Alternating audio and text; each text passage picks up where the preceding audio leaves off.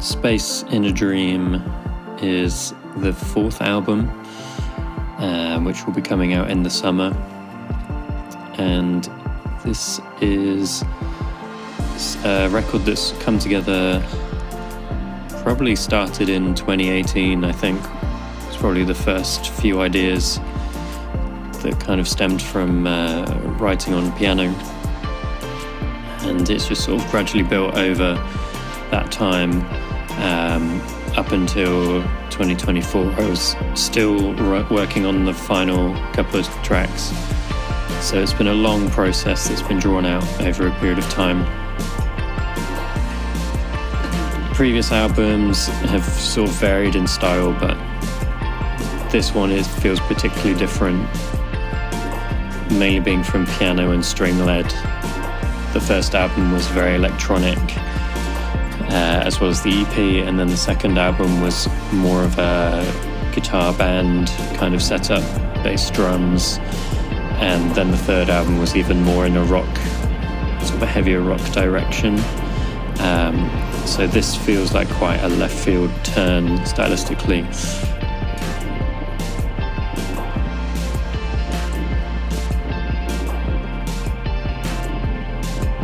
Writing on piano is a very different experience for me. It's something I've sort of dabbled with over the years, but on the guitar I usually know exactly what I'm doing from a theoretical standpoint, and it's quite easy to see yourself repeating yourself, or just it's harder to be surprised.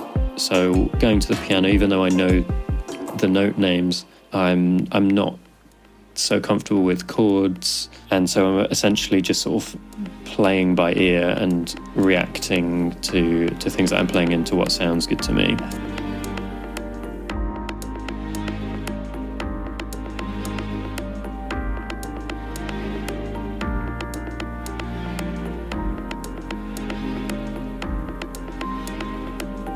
This album's also quite different because this was the first time I wasn't making this completely on my own. Previous albums have been me in my room working on a laptop, and part of that continued, but I wanted to sort of share this experience this time. So I worked with people I've never worked with before, good friends of mine who I've met over the years from different locations, and everyone who was involved just really brought their A game and really elevated the tracks that they were a part of.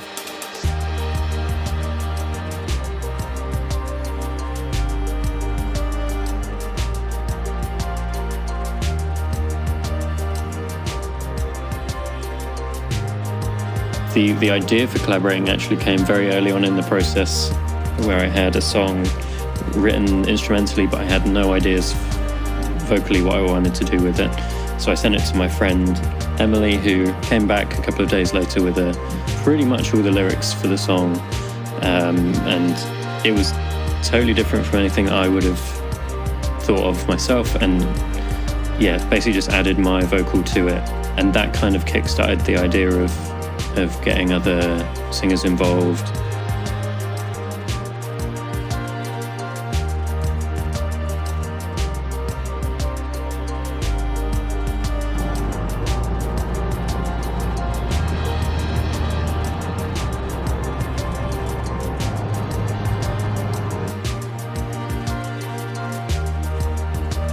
As I'm working, there's always like a pull between songs where one song might feel particularly strong compared to the others, and therefore I need to bring the other songs up to that standard. And quite often I'll find that what might be my favourite at one point becomes then the weakest in another instance, so then I need to like elevate it again up to the level of the other songs. So I always, with every album, I try and make it as consistent as possible in terms of quality, and I think this album probably is the most consistent I've made.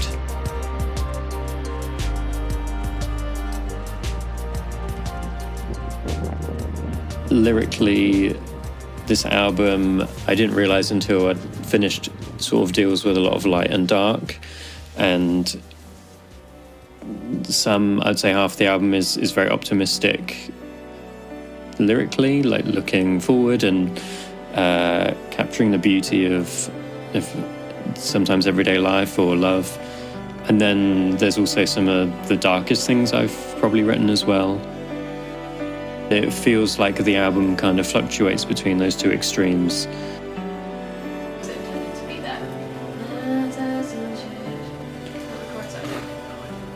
I don't know what key. It's really bad.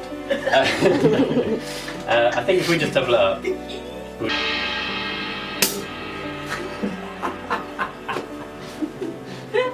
Yeah, let's just like go like once you've gone to one, go to a different one, like and just to sort of. Not the hi-hat.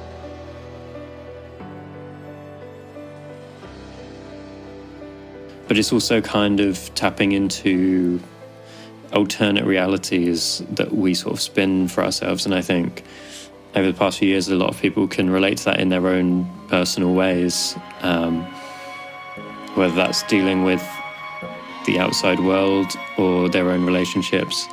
It definitely wasn't an intentional thing. It just sort of seemed to be that way when I sort of reflected back on it once the album was finished.